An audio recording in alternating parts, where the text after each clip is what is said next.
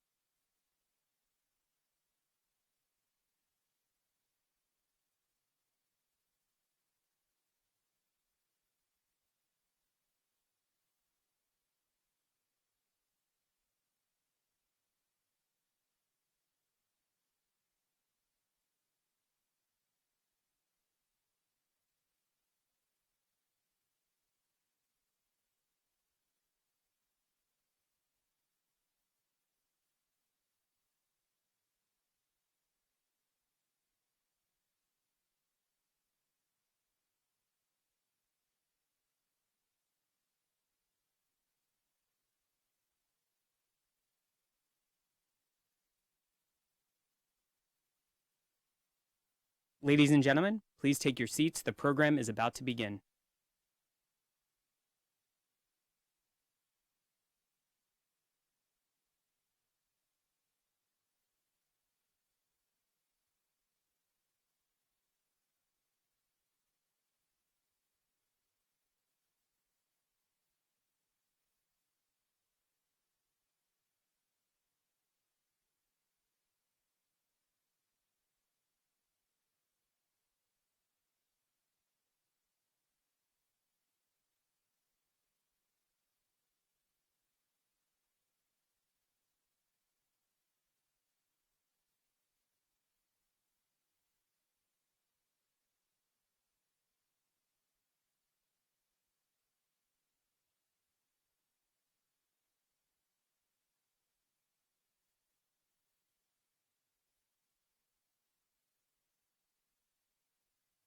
Please welcome the Hodinkee team to the stage.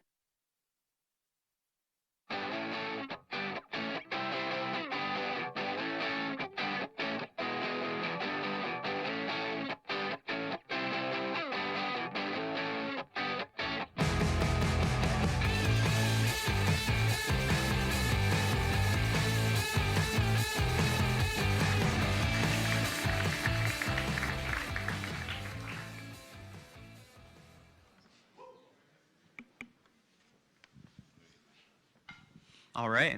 Welcome, everybody. This is the last panel of H10, which is hard to believe. It feels like we just got started. But yeah, this is an AMA. It's open. There are microphones at the edges of the room, I think.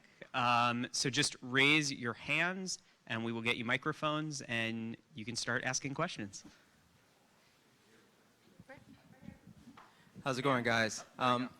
This is a great event, and I think I'm on the website every day or on my phone every day, much to my wife's chagrin. But other than imagine how our wives feel. So, and everyone doesn't have to answer this, but I find that in addition to collecting watches, I'm sort of attracted to collecting lots of other strange things. Are there any other things that you guys collect other than watches that you'd like to talk about? Yes, the other weirdly expensive and pointless thing I collect is fountain pens. And I actually got into fountain pens before I got into collecting watches. I started getting interested in fountain pens in, I think, the late 1980s. And, you know, this was back when, I'm sure there's nobody here who's interested in fountain pens, but this was, you know, back when you could get Waterman hard rubber giant fountain pens, you know, in Ziploc bags at flea markets for, you know, $12 or whatever it was. And the most fountain pens I ever had was about 60, and at some point I thought to myself, well, that's ridiculous and disrespectful to, you know, humanity on a certain level. I'm going to deacquisition them. So I sold as many as I possibly could. And I got down to 3 fountain pens, and now I have 45 again. So yeah, it's not good. Yeah, I also collect camera equipment and furniture and design. Yeah. You collect furniture? Yeah, I've got a couple pieces. Where do you put it? In my tiny ass studio apartment. That's where I put it. Exactly where you think. I like cars. I wouldn't say I collect them, but I certainly like them. I've got 1 or 2. You know, not surprising certainly. Yeah, they're fun. Anybody else? Yeah, I wouldn't say that I collect a thing per se, but I collect like culinary experiences, meals, memories of flavors, things like that. You also collect kitchen equipment, if I'm not mistaken. A little bit, yeah. And I think for a lot of us, we sort of didn't set out to make this happen, obviously. It just happened organically as the number of people in the office increased.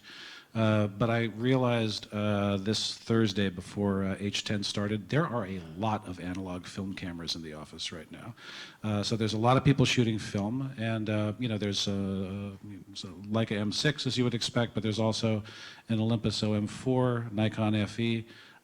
You know, it's the sort of analog film experience is something I think we're all we've all kind of gotten into without meaning it, but you know, there we are. If we put all the film cameras that everyone in the office has right now together on a table, it would be a lot of cameras.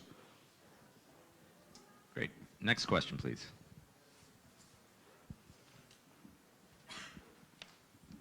I'd like to know how you navigate 2 things that I think are at sometimes competing interests, looking out for the interests of the readers and pleasing the businesses that you have as advertisers or collaborators.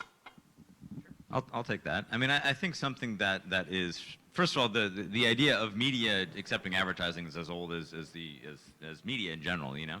And I think we've been completely transparent about, you know, who our advertisers are. We run ads. You know, there's no such thing as untagged sponsored content. It just doesn't exist. We're way too big of a company to get away with something like that. And then I think what we've decided to do, which is I think, in fact, even hyper-transparent, more transparent than most, is we became a retailer. And so it's very clear who our commercial partners are. And you can choose to read, you know, Jack's story on Grand Seiko, even though we sell Grand Seikos or not. And I think, we do our best to make sure that everybody is pleased with everything. But ultimately, we're here to spread the gospel of watches. We're not here to do takedown pieces. You don't read Vogue and see Anna Wintour trashing the new Burberry collection. We want to do things that celebrate this world, which is why we're here today. And we want to do things that make people happy. And I think we've been able to navigate that world relatively well. Again, I think becoming a retailer for those 9 or 10 brands with which we work now is in fact, I think, even more clear and more transparent than most folks, most other media groups that don't divulge who their actual commercial partners are. It's tricky, but ultimately, to be clear, we are here for readers. We're here for consumers. We are consumers. Jimmy, you know me well. I buy watches at auction. I buy watches at retail still. I pay full price for things more times than not. And I think that ultimately we're here for people like us, like me, like you, that really just love watches.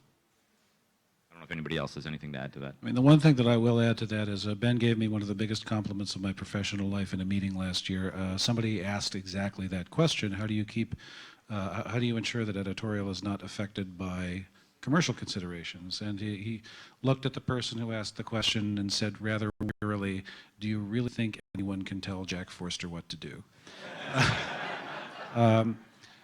But the reality is I don't hear from the commercial side. We can say that, we can reassure people that that's the case, but I can actually get up in front of an audience with cameras running and a couple of 100,000 people watching on a live stream, and nobody tells the editorial side what to do. Ben is the easiest publisher I've ever worked with in my life. I don't hear from him except when he comes over to say thank you for the great content. Yes, great storytelling is great storytelling, both on the commercial side and on the editorial side. But my colleagues, Mr. Joe Thompson over here, who has been described to me by more than one person as the last honest editor in New York, he would not be with us if he thought that were an issue. Just one comment on this, and we can wrap it up. I've spent 40 of my 41 years covering the industry in print. And in a world where content is going to be free, the content providers really do need to make something, that it can't be free to them. So I would much prefer that there be a shop and an honest way to make revenue than to trash the editorial side of the business or make compromises on the editorial side of the business in order to generate revenue by pleasing advertisers, by doing a ton of sponsored content, which is no real service to the reader. So I'm very happy there's a shop. The New York Times has a shop. Everybody has a shop. And that's a requirement in a world where content is going to be free. Yes. Next question?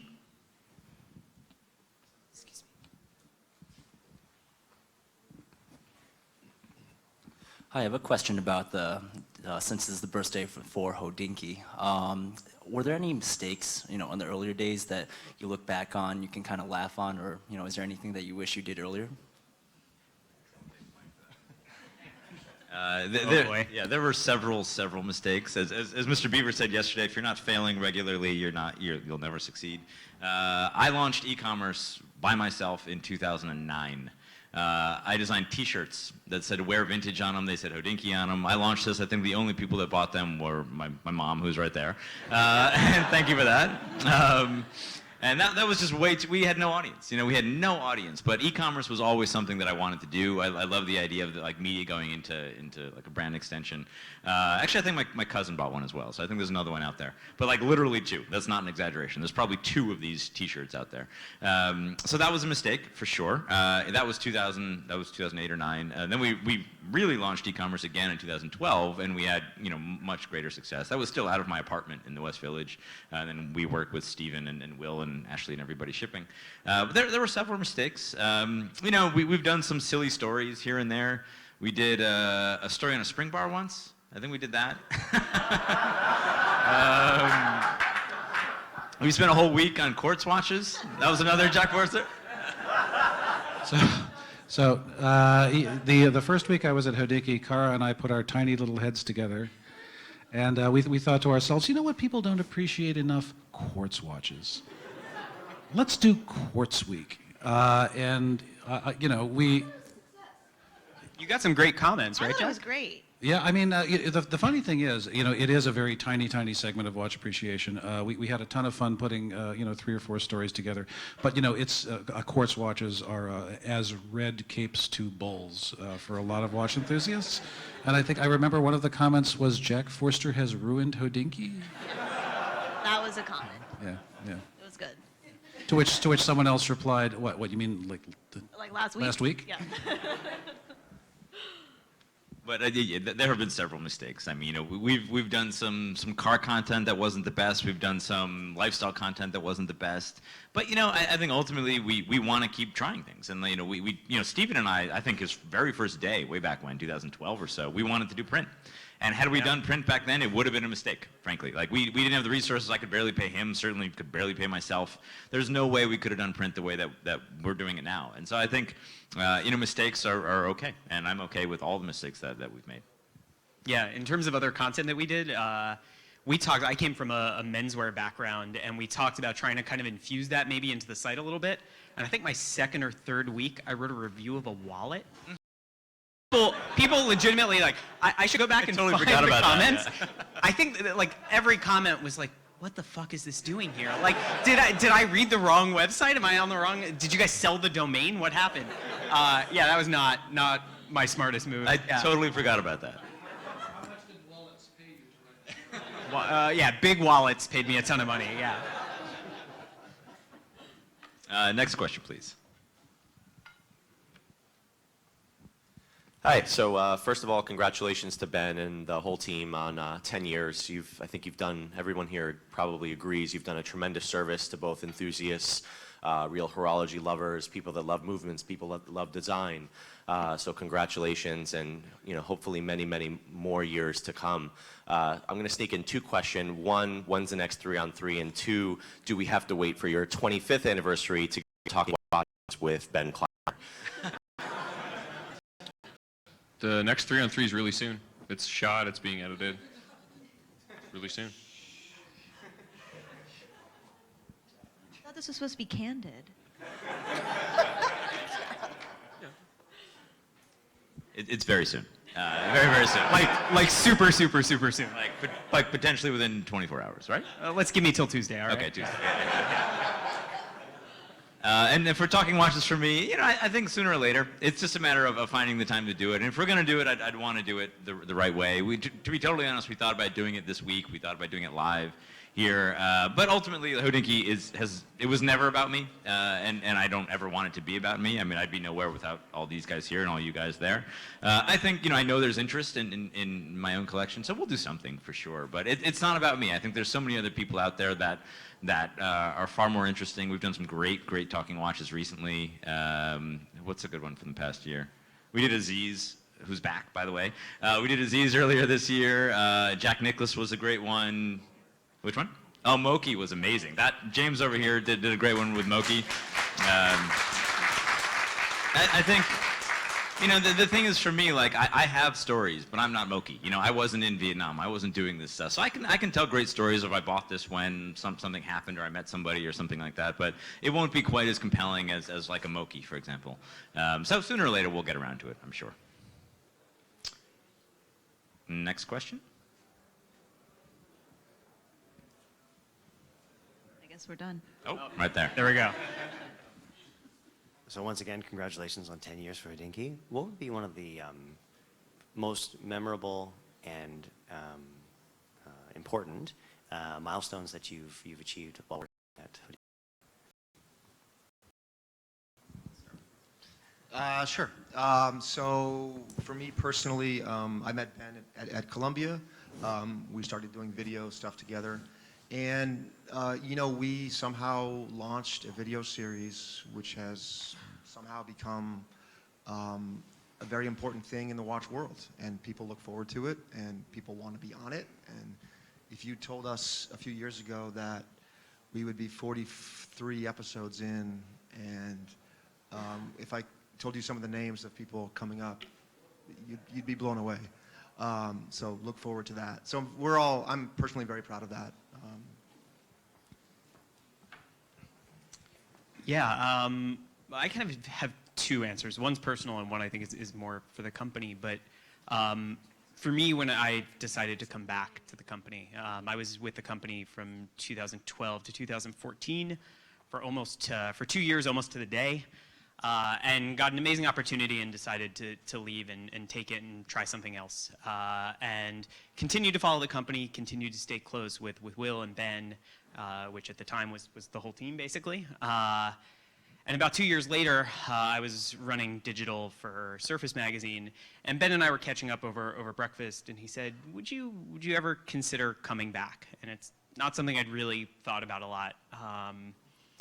And I went home and I thought about it, and I had this moment where I realized, if I don't do this, I'm gonna wake up in 30, 40, 50 years and wonder what the hell I was thinking at the time. That there was a roadmap and there was a plan and there were amazing people on board, and that this was a chance to really come back and kind of tackle some unfinished business and really make this something exceptional.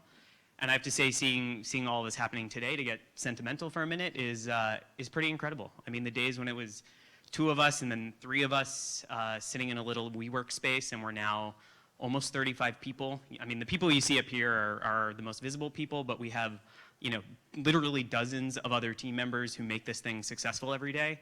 And just seeing that grow, I become more and more sure I made the right call every day. So that was a big moment, and you know, going along with that, every time we add somebody new to the team, it feels like a big moment. You know, we've really assembled, when I got into the industry about 6.5 years ago, the people sitting up on the stage were the people I met on press trips and met at events, and were the editors-in-chief and the managing editors and the top freelancers literally everywhere else. I mean, I have been on trips with John, Joe, and Jack, and it was the 4 of us all writing for 4 different publications. And now to have all 4 of us working together on stories, often collaborating really closely on stories, feels like an immense privilege. That's very kind. I mean, honestly, I would say the same thing. I think the fact that we built a company where first of all, that I think Stephen had enough respect for us and we had enough respect for him to welcome him back into this world, which is not something that happens often. But I think something that I should say totally, you know, transparently and honestly, is that we wouldn't be here without Stephen. You know, Stephen and Will have been with me from the earliest days. You know, there were a few years, those first 4 years were kind of a hazy kind of mess anyway. When I was on my own, we had Jason freelancing for us, we had Blake, we had Eric Wind with us, but you know, it was a blog. It was me and a few friends that, I don't even think I paid you for the first few years, right? We won't give them the microphone to answer that. We still have some outstanding invoices. Yeah, exactly. But you know, I mean, these two, I love everybody up here and truly humbled to work with all of them, but these 2 guys in particular, you know, I can say without a shadow of a doubt, we wouldn't be here without them for sure. So thank you guys.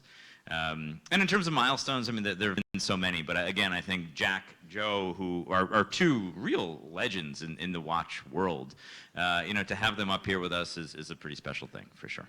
Boy, this has been, it's been a pretty fascinating experience being with Hodinkee. I mean, I'm one of the older folks on the team these days, and one of the things I cannot recommend to everybody here strongly enough is at some point in your professional life, go and work with a bunch of people who are younger than you are and know more than you do.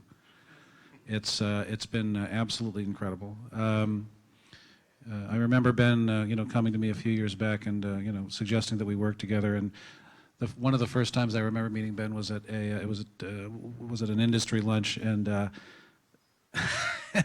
hope you don't mind my bringing.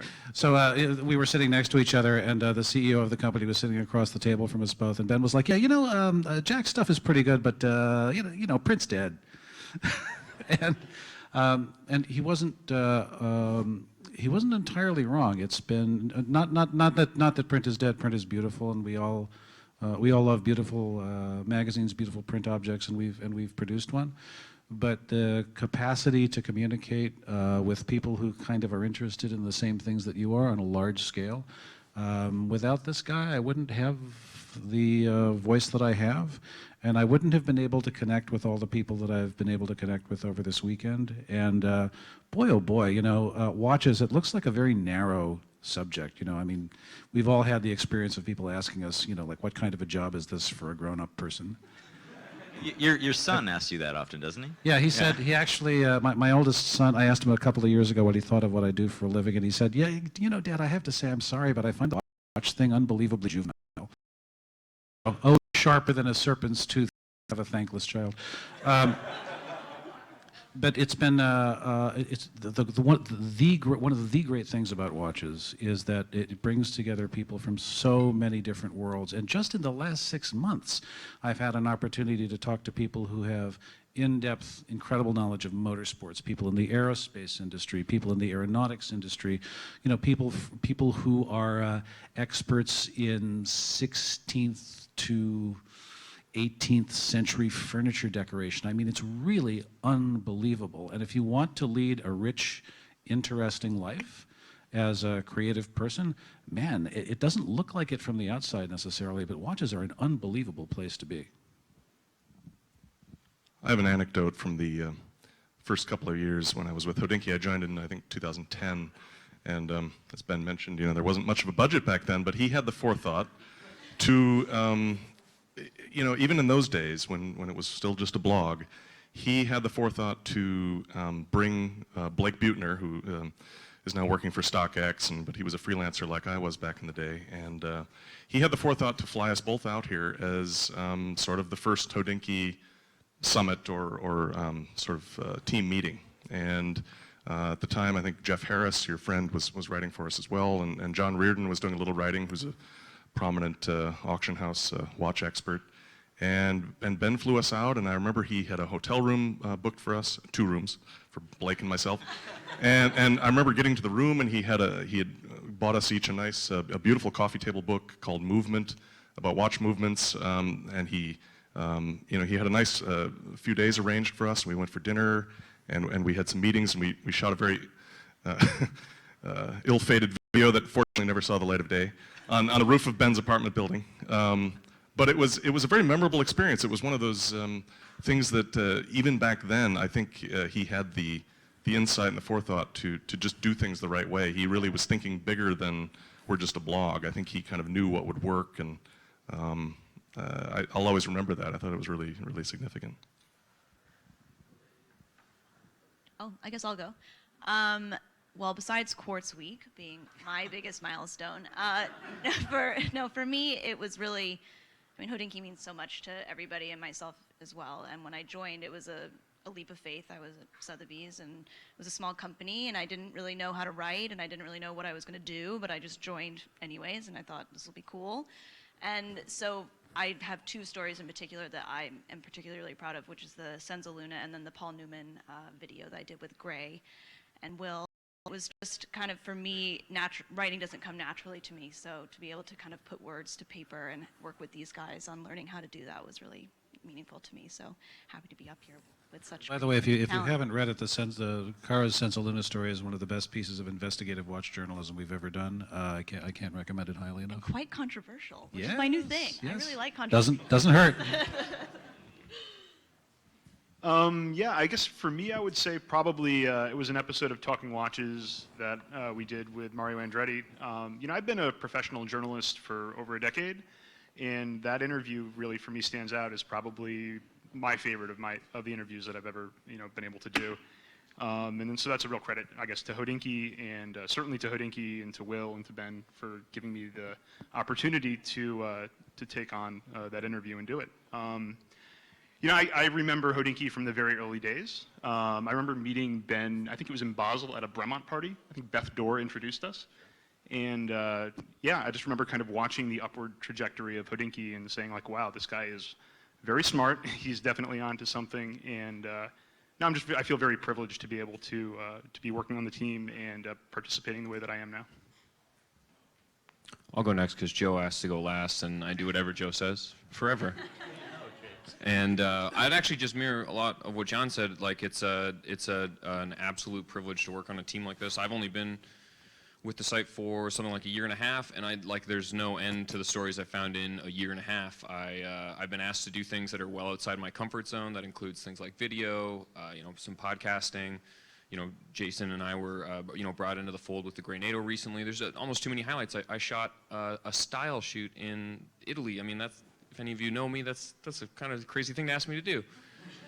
And there were cars there too. That's what I should have been taking pictures of. Like it's fun, and you get asked to do things that you think maybe you can't do, and that's because this team brings the best out of you and brings the best out of each other, and operates at a level that there's just simply no way I would attain any of it without these people and the people that are behind the cameras and behind the website and behind the shop and all of it. It's a big team, and absolutely everybody's involved in making it work. You can't take a piece of a movement out, and you can't take any of these people away without losing some of the charm that comes through on the site. Well said. I have two milestones. The first is that I survived my rookie year at Hodinkee, which has just ended. They look like swell people. The hazing that goes on at Hodinkee is up there with the NFL.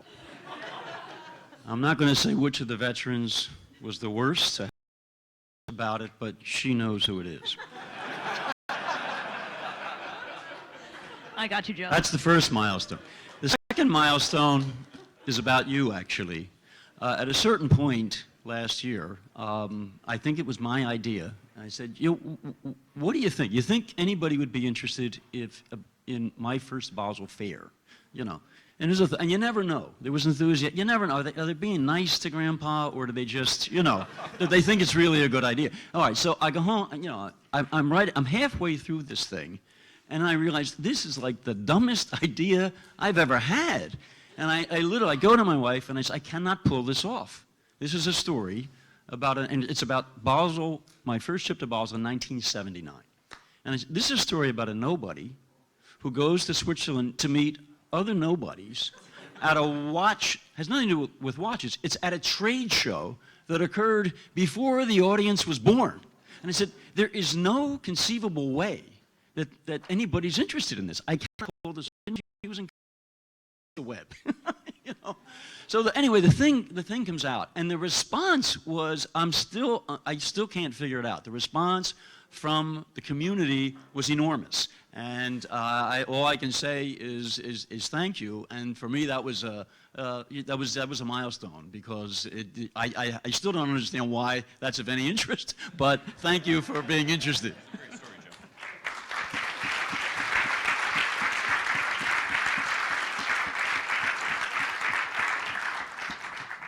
Any more questions? Yes, sir. So, Ben, the first time that I learned your name was when I was photographing some watches for Gilt Group. It was, I believe, the second sale that you did with them. And from then on, I was a big fan. I checked out your site, and I had a good time with it. But I wanted to praise, and I have a quick question at the end, but I wanted to praise Will as someone who really has probably been the most viewed watch photographer out there. And so I just wanted to give him some props real quick. Well done. Absolutely.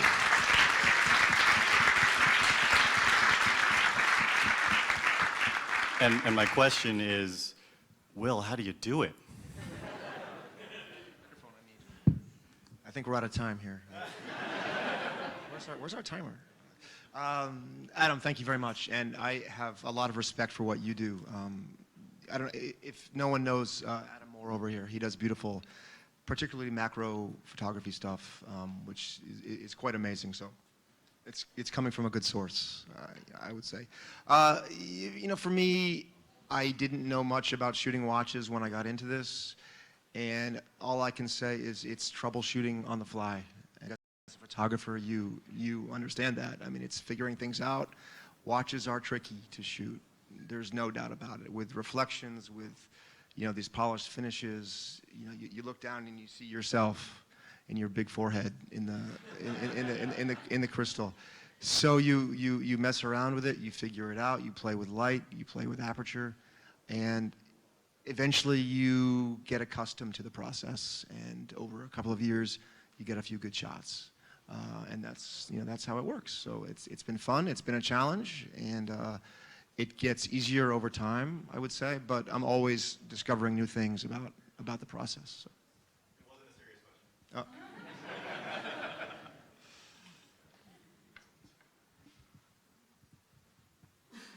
Thank you. Congratulations to all of you. I know that you love to talk about watches and stuff like that, but I was just wondering, has there been anyone when you look at their collection and you're just like, you've got to be joking, how could you have that in there? So I was just wondering. Yeah. There's not a whole lot I can say about it because I was sort of sworn to silence, but I had an opportunity to see a collection in London last year of watches produced by one of the most famous English watchmakers of the 20th century, so that's, you know, kind of giving things away a little bit. And it was just one astonishing piece after another, several very legendary pieces that I'd heard of, but I'd never had a chance to see in person before. And it reminded me, you know, we tend to think that the universe of discourse that we live in is the only one that actually exists. But there are worlds within worlds within worlds out there. There are people who all they care about is satisfying their personal tastes. They do not care if their watches go on Instagram. They do not care if anyone knows what they're doing. They are collecting purely for personal reasons. And if they are someone with a deep enough war chest and interesting tastes, boy oh boy, if you get to see something like that once or twice in a lifetime, you consider yourself extremely lucky. So, you know, for me, there was that particular collection, but also the realization, you know, we don't know what's out there. You know, there are people out there with the most astonishing assemblage of incredibly fascinating pieces tied together by an elevated level of tastes that most of us, we don't even realize that it's something to aspire to. It's such an elevated level of taste. And, you know, these people, you know, it's the equivalent of being Batman, right? Like we don't know who these people are, but they're out there, and the fact that they exist raises up all of us a little bit without us realizing it. I'll give my 2 cents on this one. So there are a few, and the names will not surprise you at all. The first would be John Goldberger. He was up here earlier with me. John is, first of all, he's a consummate gentleman. He's been a scholar and friend and mentor to me from the earliest days. I mean, from day one, he sent me a note and said, hey, we should talk. There was one trip where Will, myself, a few other friends were in Bologna. And we went over to his house, and he said, oh, I just got this, my watchmaker, literally his local watchmaker in Bologna gave it to him, or he just bought it, and it was a new old stock, pink gold Eberhard split second with box papers, everything. And he's like, this is just, and I was like, where did you get this? He's like, my watchmaker just gave it to me. And he, you know, he is so generous with his understanding of watches, and what he has is just so next level. And what is real, and he's just a wonderful person. So Goldberger, not a surprise, obviously. Let's see who else. There was one moment where Alfredo Peramico, when he was managing the Precious Time Fund, he took myself and John Mayer to the Freeport, which is where they kept all of the watches. And this was literally walking into a vault, like, you know, a 10-foot by 10-foot vault of watches. And this was like I have a photo of it somewhere. This was probably An actual vault. An actual vault at the Freeport, you know, so not technically in Switzerland, kind of like away from any sovereignty, tax-free. And so we went in there, and he was just like, have fun. And so John and I just dug in these plastic cases and just saw the most amazing watches, many of which have since come for sale at auction, Christie's, Phillips, etc. Davide, who was on the stage with me as well, when I saw, I mean, he's a dealer, but his collection that he's selling is just, it's amazing. I mean, it's so beyond. So mostly in Europe. Jason Singer, talking watches with Jason. I knew he was big. I didn't realize he was quite that large. I mean, he pulled out, I don't know, 100 watches on the table. Yeah, too many to shoot. I mean, there's countless stories, and then there's a bunch of people like Sandro Frattini who did the book over there, which is, you know, he's top 3 collector in the world for sure. There's a gentleman named Ike in Australia who sold a lot of the watches at Phillips recently. There are quite a few collections that are just really, really incredible, and then there's a bunch that we don't know yet. And, you know, we're always discovering more, and there could be, I know there's some wonderful, there was this group of executives at Goldman Sachs in the early 90s that were buying crazy things. And I don't know them personally. I know, you know, Davide knows them and other people know them. And they were buying Black Dial 2499s and Pulsation 20, you know, really just banana stuff. And a lot of those collections still exist, and they're in New York. It's actually, it's fascinating. I mean, you know, to your point, Ben, it's fascinating how much stuff is out there that is still flying under the radar. Yeah, absolutely. I mean, there's a lot. of guys that are just past this generation, so they don't know us, obviously, or others. But I think sooner or later we'll get to most of them for sure. I've got a different take on it. I met a guy. I was on a press trip to New Mexico back when that guy Felix Baumgartner was jumping from outer space with Zenith Watch, and I was out. We were countless delays for his jump from this balloon, and I was out getting some fresh air at the media center, and there was this guy standing next to me having a coffee or something, and he had this old 1675 GMT Master on his wrist, and I sidled over to him and started chatting with him, and he, I asked him about his watch, and he took it off and handed it to me and said, turn it over. Do you recognize what's written on the back? And it said 1974 Kinshasa. I thought for a minute. Say that again. What did it say on the back? It's 1974 Kinshasa. And yes, and I thought about it for a while, and then I remembered that it was the famous Ali Frazier fight in Kinshasa, which was Zaire back then. And he told me that he bought this watch. He and a friend were over there. He was a journalist, video journalist, photojournalist at the time. And they went for this fight, and they were living over there, kind of just making their way as sort of mercenary journalists for a while. And he bought this GMT Master there to commemorate his time there. And he had it engraved. And it was literally his only watch. And he was wearing it ever since.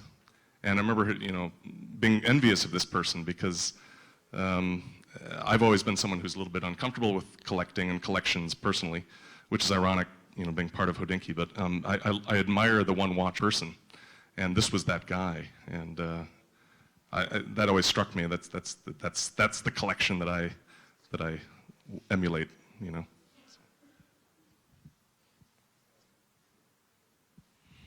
Anybody else? Next question. Yeah. In the back? Nope, in the front. Hi. I chair an English department that also houses journalism and digital media. And recently we've held up Hodinkee as sort of a model of what the future of feature writing is all about. Oh, that's terrifying. I know. Well, that's sort of the question. Do you see yourselves as a model of basically modern journalism? I got to kick that one over to Ben. I guess begrudgingly sometimes. I think we've been asked to talk about this a little bit. I think we've done sometimes a shockingly okay job at navigating this idea of what modern media is. And I think we've been able to go into e-commerce in a way that I think is relatively elegant. And I think we've seen other much larger, much more prominent, much more well-funded publications really struggle to make that jump. And so it's not something we think about often, but I think at times, I'm really proud of the work that we've been able to do in the media and kind of entrepreneurship, kind of realm. And as Will mentioned, he and I met at the journalism school, and I've done some talks up there about, what media is today. And I do believe that the idea, when Will and I were graduating, we had several friends that were looking for desk jobs at the New York Times, which just don't exist anymore. They just don't. And I remember the gentleman who shot me for the New York Times in 2012 or 2013, Damon, was the very last staff photographer the New York Times hired, period. And they hired him in 2010 or so.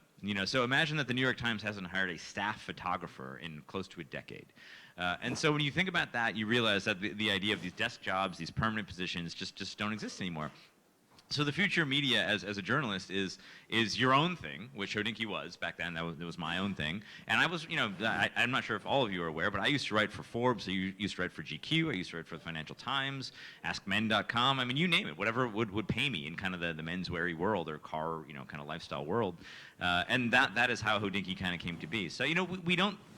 There's no express idea that we want to be any future model of anything, but at times, we've been lucky enough to be mentioned in these panels, these discussions about the future of media, and it's extremely humbling. This is not something that's premeditated. There's still no business plan. There was no business plan back then, much to the dismay of some of our investors who might be in the room. But we're cool, man. Yeah, we're cool. We're cool. But it's one of those things where this is a totally organic thing, and if we didn't have the trust that has been built up by Will and Steve do e-commerce. You know, and I was asked by a very large, the largest, at least at the time, media company to come in and consult with them on launching one of their brands, as they're basically going to take it from a magazine into an e-commerce play. And I was just like, you have no chance. This brand doesn't mean anything to anybody. Everybody knows it, but it doesn't mean a thing. And as Guido from Bulgari mentioned today, you'd rather have like a small group of people that just love you than a huge group of people that just know you exist. And that's basically what they have. And we're never going to be a GQ or an Esquire or a New York Times. We'll never be that. But the people that know us really love us. And because of that, they trust us enough to know that if they're buying something from us or if they're reading from us, that we're doing things the right way. So ultimately, we're aware of it, but it's never something we really talk about. Yeah, and you know, one of the wonderful things for me about Hodinkee is that I think if we specialize in anything, I think it's that we specialize in good. You know, sometimes good storytelling is about a commercial product. Sometimes it's about an experience, but we don't publish stuff that we don't have kind of a strong experiential connection with, and it's really easy to, you know, we live in a world where I think it's very easy to think in terms of you know, formulas, like what's the secret sauce, you know, what are these guys doing? And I'm not just talking about us, but anything that seems, you know, very successful. What's the formula these guys, what's the algorithm these guys are using to get to where they've got? And you know, it's actually not all that mysterious. You try to tell the best stories you possibly can about things that are actually interesting. You try to tell the truth, because the reality is nowadays people are going to find out anyway. So you know, you take complete transparency as a given, because that's just the world we live in right now. There's no hiding behind anything anymore. You know, there are different lenses that things can be looked at through, but you know, the reality is, you know, the truth is sort of out there, and that's it's a terrifying thing especially for I think luxury brands, but it's also a very empowering thing because it means that you can just say what's actually happening, and as long as you are honest about it and it's something that you can really defend, then you know, people will go along with you. So we have done, you know, one of the things that people question about us sometimes is the native content that we've been doing. I am absolutely 110% extremely proud of every native content piece that we produce, and I am very lucky in that I work for a company that makes it possible for me to say that. And it is, you know, thanks to my, you know, colleagues on the video side, Mr. Holloway, and thanks to the support of Ben, I get to tell stories thanks to our commercial partnerships that are true, interesting, and an enormous amount of fun for me to create that I would not have been able to tell otherwise. You know, so you know, are we a model for journalism? I think I like to think that we can be at our best, and we're not always at our best, but you know, we try. At our best, I think we're a model for what you can do if the first question you ask yourself is this a great story? Next question, please. Yes. This is sort of a very basic question, but what was the first piece you saw that made you realize you were in love with watches? So mine was my grandfather's, actually not the Omega. I mean, that's obviously has a huge impact on me, but he wore a gold day-date. And to see this guy, you know, I'm from upstate New York. Both my parents are right here. They were teachers, effectively. You know, very kind of like normal, traditional suburban upbringing. But my grandfather was this kind of larger-than-life guy. Drove a Mercedes, wore this gold day-date, which, you know, for a guy in West Palm Beach back then was just kind of a badass thing. And so that watch really made an impact on me. And now my father, who's here, wears it and has it. And that's a really meaningful thing to me. I mean, a solid gold day-date. I'm going to steal Jack's answer because I know he loves a gold day-date too. You know, it's such a wow watch, and it still is even to this day.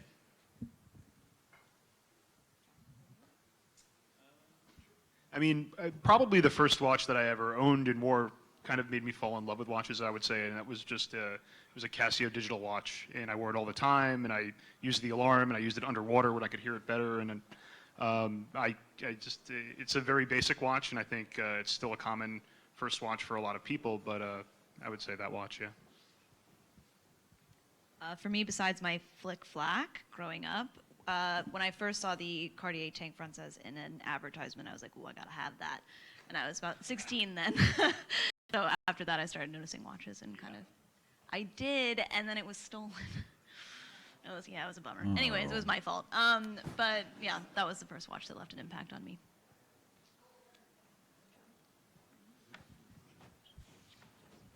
Yeah, my favorite, or the one that kind of set me off was I bought kind of on a whim. I had never seen one in person. Was like a Seiko Black Monster. I'm sure a lot of you know that dive watch. And yeah, like I literally got it out, and if you wanted an example of something that's different in person than in a photo, like you can get obviously an idea of what it looks like, but in person that watch is just pure charm. It's like, I think I paid $178, something like that at the time, and I wish I still had it. I gave it to a friend. They still wear it, so I guess it's fine and happy and having a good life. But that was like I bought that, and I saw something that was like different than the Timex Iron Man that I had, several times before. When I was in high school in the late 80s, I went to the mall with a friend of mine and walked past a watch retailer, and they had this Pepsi bezel automatic Seiko in the window, big long rubber strap, and I just had to have that watch. I was more into kind of cheap digital watches back then, and that watch just took on an aura that I still haven't duplicated with anything since. I think because it was slightly outside my reach at the time. I had to cut grass all summer to save the money. I think it was $85 new. And I saved all summer, and I bought that watch, and I wore it, big long rubber strap. I truly felt like James Bond, and I think it sort of led to a life of seeking out that same feeling as I got with that watch.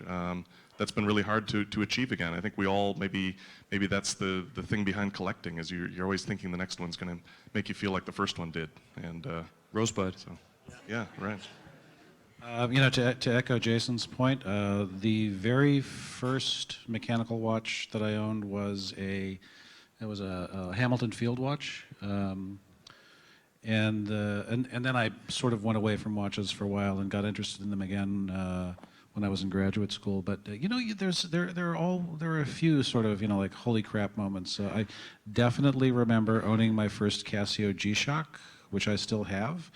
Which is, and let's, shout out to Casio for making the G-Shock, which is one of the most incredible watches on the planet, produced basically because one extremely obsessive, kind of irritable person broke his nice watch and decided to make a watch that could not be broken. It's pretty incredible. And the second mechanical watch that I ever owned was the SKX 007. Again, a Seiko diver, but boy, oh, you can put that thing through absolutely anything, and it doesn't really, I've met more than one person in my, professional life. They've got Long & Sona, they've got Patek, and they also have, SKX 007. First time I ever saw a Grand Seiko in person blew me away. The very first time that I saw a Long & Sona datograph in person, oh boy, you don't forget that. You really don't forget that. You look at the movement and you say to yourself, okay, well, there's nobody else doing anything like that. The very first time that I saw the movement of a Seiko Creator AHE-1 and AHE-2, can we forget what it was like to see the first AHE at Basel World? Blew us all away. And I've been lucky enough to be able to wear Grubel Forsey twice for more than a day at a time, and boy, oh boy, it takes a little while to get used to having something like that on your side. I don't think you actually do get used to it. One of the fantastic things about, I think for all of us, about being in this business is you get to see so many amazing things, and you realize that there are a million different ways to make a really, really amazing watch, and you can have $100 to spend, you can have $1 million to spend, and it's kind of fantastic that you can get something that really kicks ass for 3 figures or for 7 figures. For me, I came in a little bit differently. I came in through the journalism side. I was assigned to cover the watch industry. But in terms of the impact a watch can have, I vividly remember that I got from my grandmother when I graduated high school in the 60s, we'll just leave it at that. It was a gold-plated Elgin watch with a bracelet. And other than, in terms of the impact it makes, other than prized possessions, I mean, the only thing before it at that time was like your little league glove that you just took care of and was your only prized possession. And suddenly I had two. And since then, you know, there's been a watch here day and night. Well, not to the nights later, but you know, since then, it makes it's an amazing thing. It's heritage. It's just the prize of this, the preciousness of this. That impact is real for so many of us. Yeah, one that had an early impact on me actually started off with me hating it, which was the Royal Oak. I remember, I said that I came into watches through the menswear world, and I remember reading an early issue. It was either issue 1 or issue 2 of the Rake, and there was a photo of Prince Michael of Kent and his Royal Oak collection. And I couldn't believe that somebody who dressed so well could wear such an ugly, awful watch. And I was just like, I just didn't get it at all. I just completely just was flabbergasted. Most people look at that picture, Stephen, and they're like, oh, if only I could be Sir Michael of Kent. Yeah, my response was, why is his taste in tailoring so good and his taste in watches so bad? And again, this is like 19-year-old me saying this. So I looked into it, and it really pushed me to want to understand it.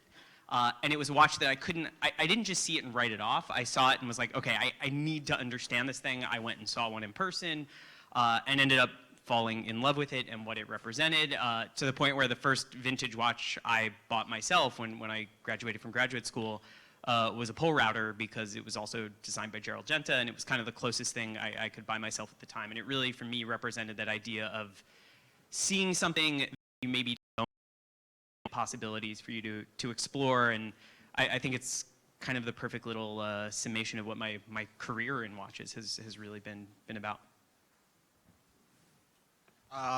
This is not at all an answer to this question, but you know, for me, I think like a seismic shift in my understanding and appreciation of watches was spending a lot of time shooting the Henry Graves Super Complication before the auction in, I don't know, 2015 maybe. I spent a lot of time looking at that watch, turning it over, and it's a universe sort of on the table / in your hands. And at that point, I think I realized, wow, this is an incredible field. And this thing was made years and years and years and years ago. And nothing has ever really matched it. So that for me was a huge moment. Do we have time for one or two more? All right. Oh, perfect. As long as the whiskey's there, we're fine. We got somebody right there down the middle.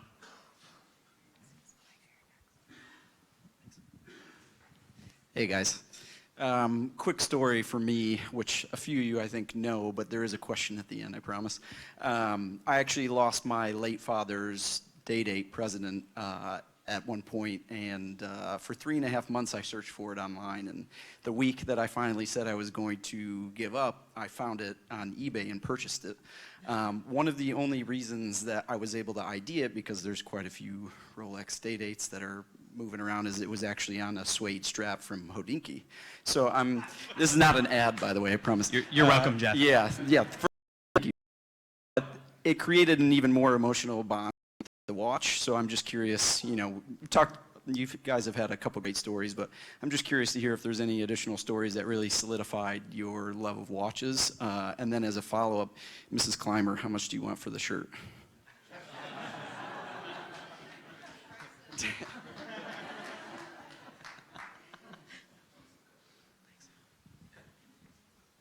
Oh, who wants to start?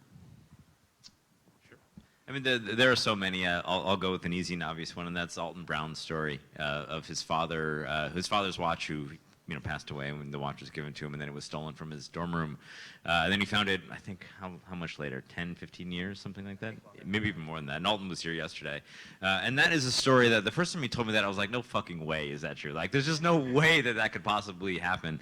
But it really did happen. And he showed me all the details of on eBay and all that, and that is a story, especially because it's Alton Brown, who we all kind of, in some ways, have grown up with. He's been around forever.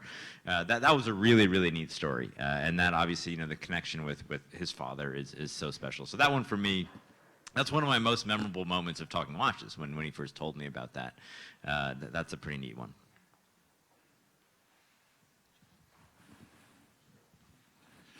Oh boy, you know, watches are very weird. They have a way of, and you know, the story that you told was pretty fantastic because they can take on almost supernatural properties. You think they're gone, they sort of disappear forever, but they feel. I think this is one of the reasons that we get attached to them, is they feel like these little living things in a way that. You know, kind of go off and lead their own lives, and then they can come back to us when we least expect it, right? You know, gosh, when I first, so I'll tell you a story. One of the first, I think Sure the you first, will. when I first got interested in mechanical watches, I was in graduate school, and you know, I didn't have a pot to piss in because you don't when you're in graduate school. But I would haunt flea markets, and every once in a while I would pick up a, you know, a really ancient pocket watch and say to myself, oh gee, you know, I think there must be something else much more interesting around. But at one point, I think it was the mid-1990s, I found a broken pocket watch in a desk, and there was something about the aesthetics that I found interesting, so I asked the guy who was trying to sell the desk if I could buy the watch, and he was so irritated that I didn't want to buy the desk that he let me buy the watch for $5, and I took it home and didn't think about it. But then a few months later, I opened it up and I looked in the back and I thought to myself, geez, I wonder how this thing works. And that's really where it started for me. And, you know, it took me about a year, but I managed to get some tools and I managed to get some advice from people who knew a hell of a lot more about watchmaking than I did. And, you know, I managed to take the thing apart, clean it, oil it, you know, semi-competently, put it back together. And, you know, when I finally got it running again, it was keeping time to within about 10 seconds a day, which for a 125-year-old watch is not bad. And there was something very eerie about that. You know, I mean, I remember the first moment that you know, the last thing you do is you drop the balance in and you charge up the mainspring. And boy, oh boy, seeing it start to tick was, the hair stood up on the back of my neck. Because I felt like this thing that had been dead for 100 years had come to life. And in fact, this thing that had been dead for 100 years had come back to life, and I had something to do with it. And I think that's one of the things that is, you know, really amazing about watches. You know, when you get right down to it, they feel alive in a way. Don't you guys think? They feel alive in a way that nothing else that lives that closely to us on a daily basis does. And boy, oh boy, it's a little, it's almost, it's creepy in a good way. For me, it's really interesting to meet the people who wear the watches, whether it's the designers. You know, we got to chat with some pretty fantastic people and watch some chats with some pretty fantastic people in the watch industry over the last few days. And then the hallmark for me is, you know, like I met that guy Moki, who did the Talking Watches with, and like an incredible guy with an incredible story. Awesome watches, like no question. I love a tool watch. I think that goes for pretty much everyone on the stage, probably all of you. But to have a watch that, like, he didn't come to it because he loved watches. The watches were part of the trade, were part of what he was into, part of what, like, where he found substance in his life. The guy loved water, ended up in SEAL Team 1, ended up supporting the SEAL program, starting triathlon events on the West Coast, and now is an artist. And in the whole time, he still has these watches, and he had like, as long as it has like either a connection to somehow supporting these other things that he's into, or feels authentic to him backwards into the stuff that he actually used the watches for, it all made sense. And to be able to see a product that someone made millions of find a home with such a unique person and a genuinely great person is infinitely, I'm very grateful for just the opportunity. Yeah, I think for me, some of the most impactful moments have actually had nothing to do with the physical watches themselves. It's been about this weird little community that we've built here.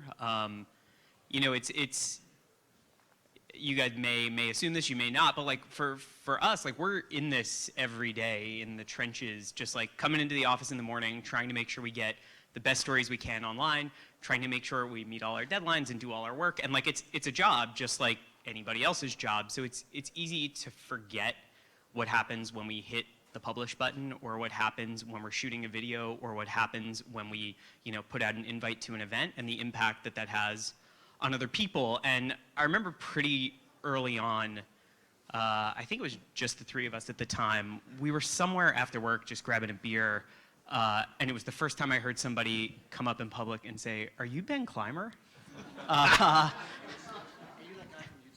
Yeah, yeah. And it was amazing. And it was this first moment where I was like, holy shit, like this thing, like this isn't my personal blog. Like I'm not typing this into a Word document. This is a thing that goes out into the world and impacts people.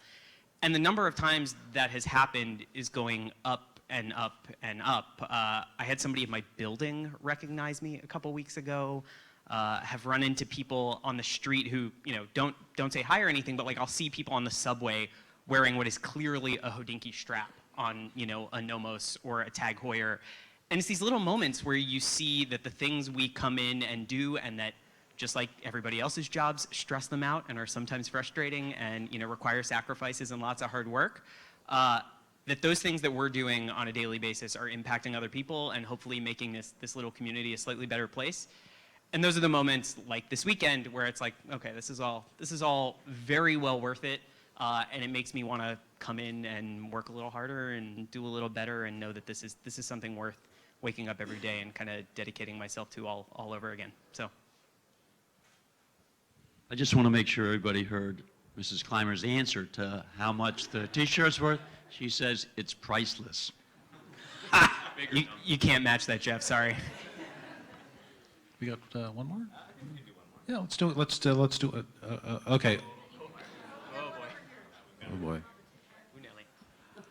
It's more of a request. Can we do a quick wristwatch check of the panel and why you decided to wear that watch today? Yeah. I get to start. I am wearing a Tudor Black Bay Black. I will show it to you. This is a watch that is meaningful because, well, let me start from the beginning. There's a guy here named Frank Rhoda. He's our advertising sales manager. No, there isn't. There he is. You know what? Frank, stand up. Come on. Yeah. Hey, yeah, Frank. Stand up. Yeah. Well, come on. Vertical. Frank Rhoda, ladies and gentlemen. Frank, he's a new dad. The man who keeps the lights on. Frank once ate a plate of warm seafood after a dinner on a bet from Kevin Rose. And won a watch, and which somehow evolved into the team getting a watch at year-end 2016. And this was the watch that I got from Tudor. Which this all leads me to say that we are 9 people on stage here. We are 30% of the Hodinkee team that is here. And I look around and I see Frank, and I see Gray somewhere, and I see Sarah, and I see Dave. And Ashley's back there somewhere, and Sayori. Hi, Dave. Please take a minute to go and say thank you and say hi to the rest of our team. Sure, let's do that. Okay, anybody on the Hodinkee team, stand up and raise your hand, please. 1, 2, 3, go. Yeah.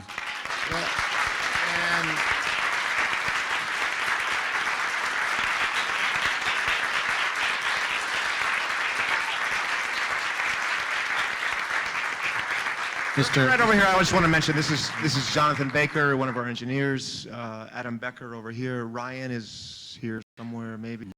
Ryan's in the back. Hey, Ryan. Sup, yo. So if you just take a moment to say hi and say thank you to these people. They make everything that we do look beautiful, and they make it all possible.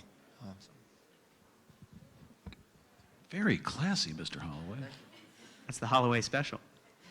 Yeah, I'm wearing a vintage 1016 Explorer. I wear this probably 9 out of 10 days these days. To me, it's the perfect watch, and I think if I could only have one watch, it would be this one. And it kind of reminds me, I think we all get caught up in the pursuit of the next thing that we want. And having this watch actually reminds me to kind of slow down and appreciate the things I have instead of always kind of lusting after the thing I don't have. So it's just a nice little reminder. I'm also wearing an Explorer dial, but in a Mariner.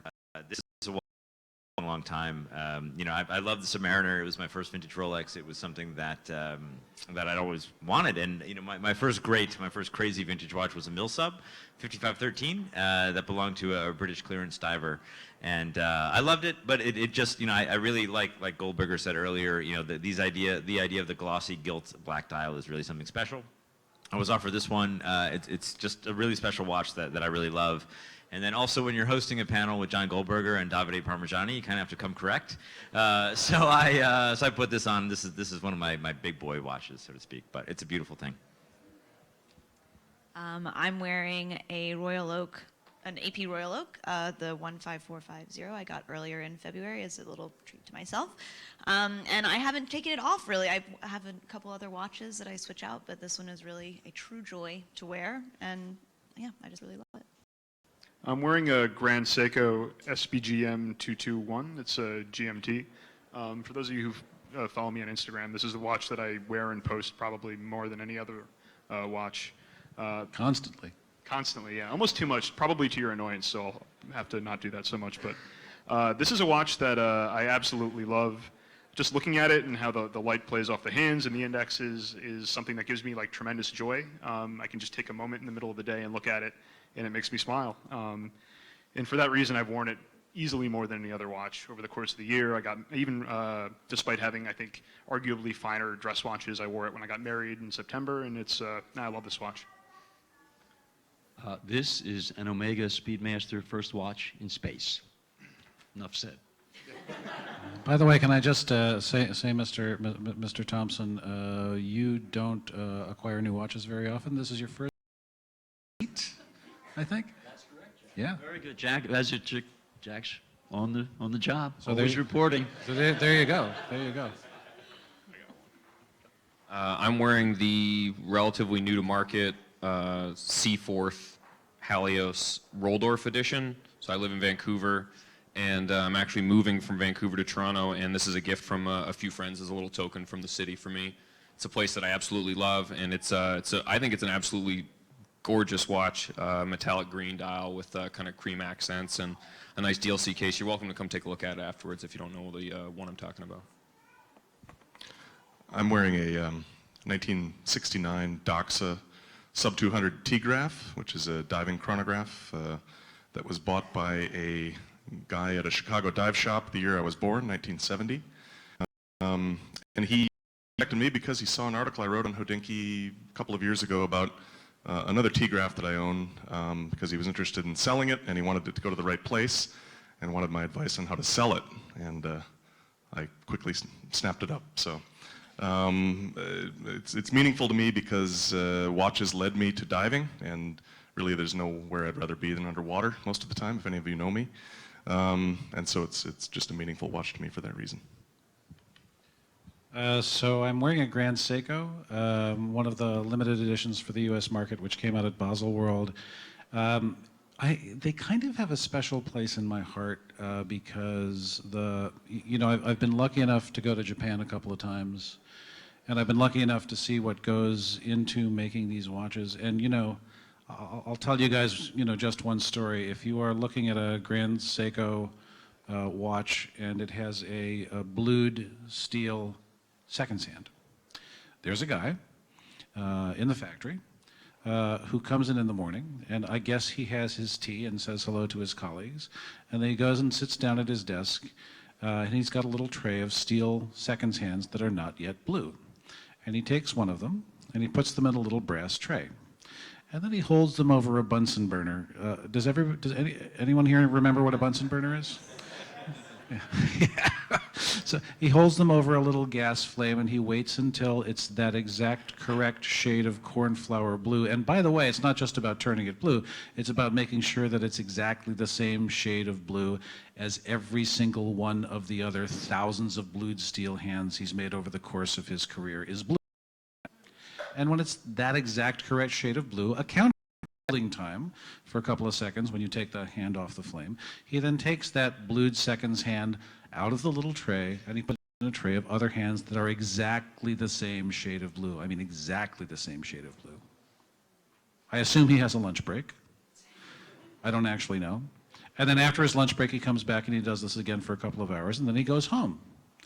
And, you know, to me, this is the amazing thing about Grand Seiko. There's a word in Japanese, shokunin, you know, and this is the, it means very impossible, one of those many Japanese words that's impossible to really translate accuracy, but it means you just do one thing every day with full attention, and you don't think about whether or not it's better, you don't think about whether or not it's worse. You give it your full attention, and you see what happens.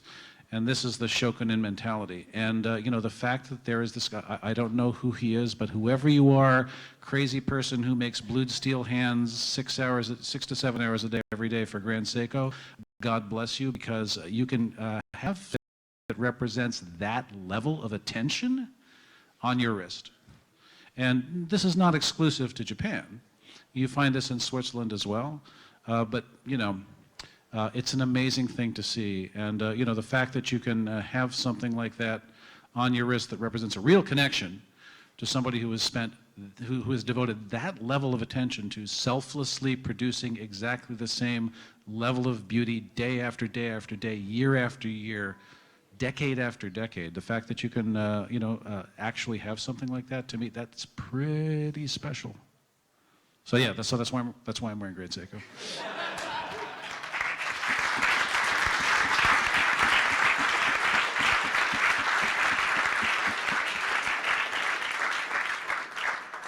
And with that, we are now 25 minutes over, so we actually unfortunately need to call these festivities to an end. So I want to thank all of you. I want to thank my team first and foremost, everybody in the audience for joining us, everybody online for welcoming us here. This has been a truly, truly emotional, amazing weekend for myself and the whole team. Thank you so, so much, and we'll see you in 10 years.